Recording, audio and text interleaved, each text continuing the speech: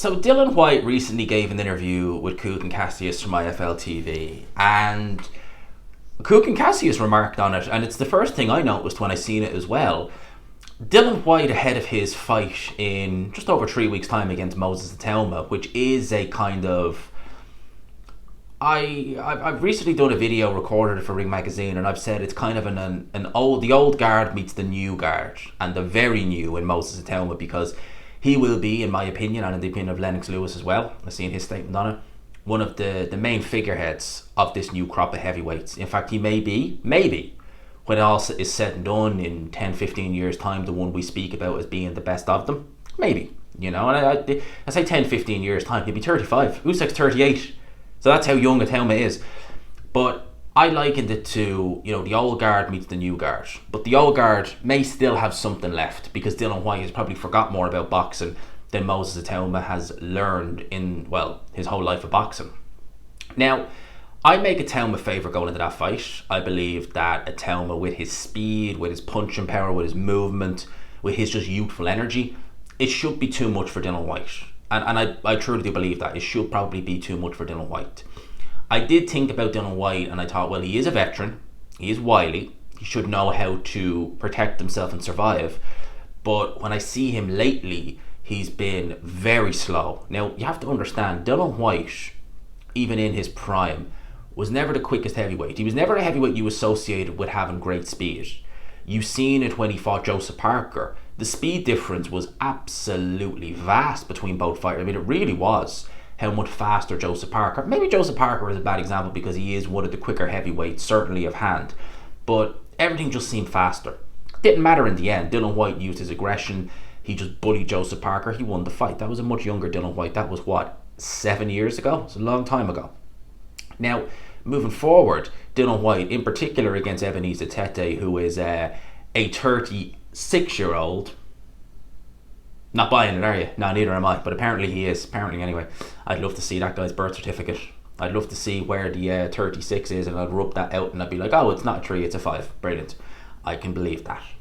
But in that fight, he looked slow as molasses. He really did. It was painfully slow. And both guys, I actually remember watching that fight thinking, it's the zone, because it was the zone who did it, thinking, oh, have I clicked on the wrong, is there a problem with the DAZN stream? Because that's how slow they look. I genuinely thought the stream was lagging. It wasn't.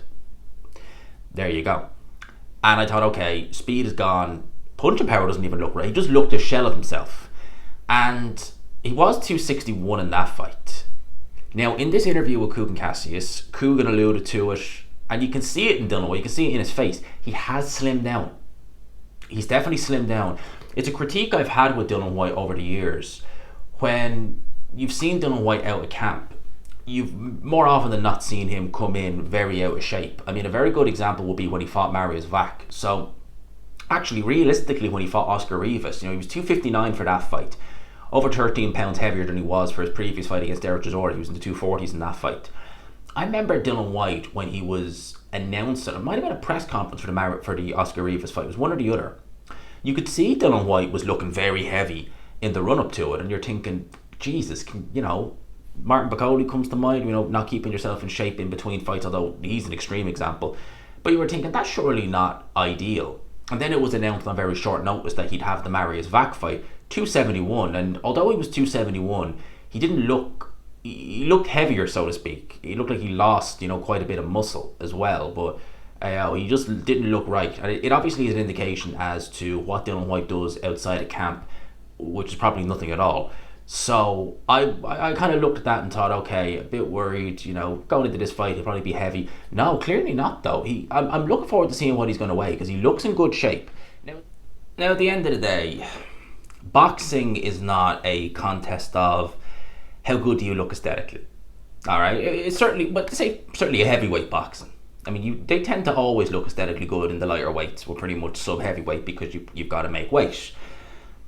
But if boxing was a game of aesthetics, Anthony Joshua would be undefeated, undisputed heavyweight champion 3 times over. The only reason he is 3 times is because he vacated him just to win him again. And that's as simple as if it was a game of aesthetics. It's not. Ask Andy Ruiz that. Ask the fans who were shocked that someone like Andy Ruiz beat Anthony Joshua, and there you go.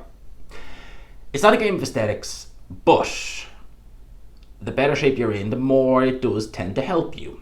And I've often found with fighters who really do drill themselves into shape, they move better, they can take a shot probably a little bit better, and if they do get dropped, they can actually recover a little bit better, certainly than those who are out of shape. So it always does help a fighter being in shape. However, when you're talking about an aged fighter, even if he's drilled himself into shape, it doesn't really, obviously count for something, but like, does it really count for that much? And the reason why I asked that question, I remember a couple of years ago, many years now actually, God, a long time ago now, I remember watching a Muhammad Ali documentary. It might have been the documentary I Am Ali. I watched that many years ago, I think 8-9 years ago now.